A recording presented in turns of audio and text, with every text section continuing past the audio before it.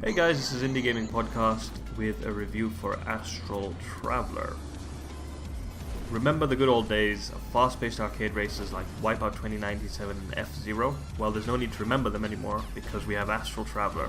Astral Traveler is a fast-paced arcade-style racer, and complete with flying enemies as well. Now the goal of Astral Traveler is simple: finish the race and nothing else. There are no hidden objectives, no hidden paths, just get that amazing looking ship from point A to point B. It does sound easy, and it is for the first 10 or so minutes of gameplay. Then it gets really challenging. Not only is the game fast, there are obstacles, lava pits, holes, ice, and enemies to contend with.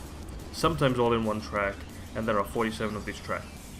I found myself swearing at my PC as I messed up the same precision turn over and over, or missing that jump over and over, but this didn't stop me from trying again and again. While it was frustrating, this was down to my poor timings and not the game, as the controls are very responsive and mapped out really well. Now, you can speed up in-game by pulsing through blue orbs, and that's what you're supposed to do.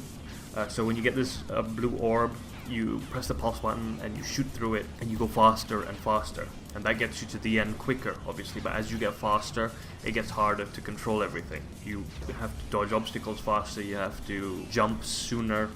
So the game gets really challenging on the ice levels, because the game does a really good job here in making it more slippery.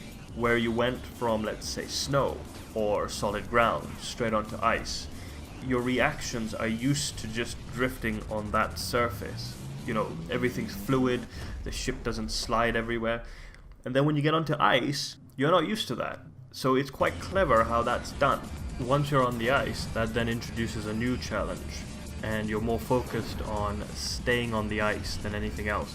And if you get a single lane sheet of ice, that even makes it even more challenging, because the slight wrong move and your ship flies off into the abyss.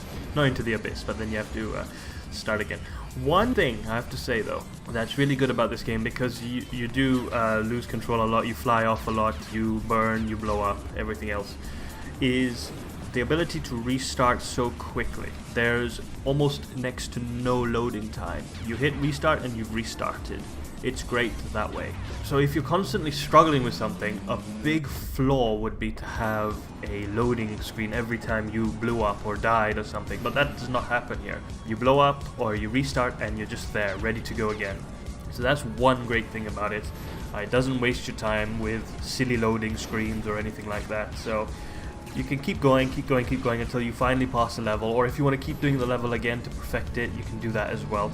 And while the levels are not that long, when you crash off map, sometimes you get a checkpoint and then you can continue from the checkpoint, but the timer continues from where it left off before, so it just keeps going and going and going, which is why sometimes you see such high times on the leaderboard. The developer did put a lot of effort into making the visuals stunning, and the one problem I had with this game was, because it's so fast and you have to contend with multiple things happening at once, jumping, dodging, shooting, you don't get the time to really look at the level and enjoy what the developer has done for the details, because they are stunning. If you watch a video through, you see how stunning these details are, but in-game you can't see it, because you're so focused at times that even sometimes you think that you're forgetting to breathe or even blink. But all in all, Astral Traveler delivers on what it's meant to be. It's a fast-paced, racer-style arcade game with 47 tracks. And it's got repeatable gameplay value, so you can get to the top of those leaderboards. And it costs $5, or in real money, £3.89. So it's, for what it is such a bargain. So when it comes out on the 13th of September, put down your $5. It is a great game. I really enjoyed the hours I've played so far, and I just need to get better so I could get faster. There were a couple of levels where I was really good, but there were some levels where I was really bad. So it's got a good balance that way, that I can do really well on some levels, better than the developer, but in other levels they completely thrash me. So that's great. It's got, you know, it's not just the developer's #1 everywhere because he's so good at the game. Every level you can beat them, so it's great. So get out there, beat the devs, beat everyone else. You'll probably beat me because I'm nowhere close to the top in most levels. So the The game is out on the 13th of September on PC, and those of you who have Mac and Linux, not to worry as well, because the game releases on those two platforms as well.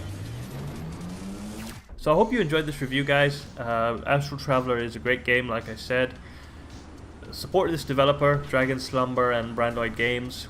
They are a great bunch of guys. I've spoken to Kevin on the podcast. I chat a lot with Aura, who is the Brandoid side of it, and Kevin is the Dragon Slumber side of it. Check out the podcast I did with Kevin. It'll be linked down below.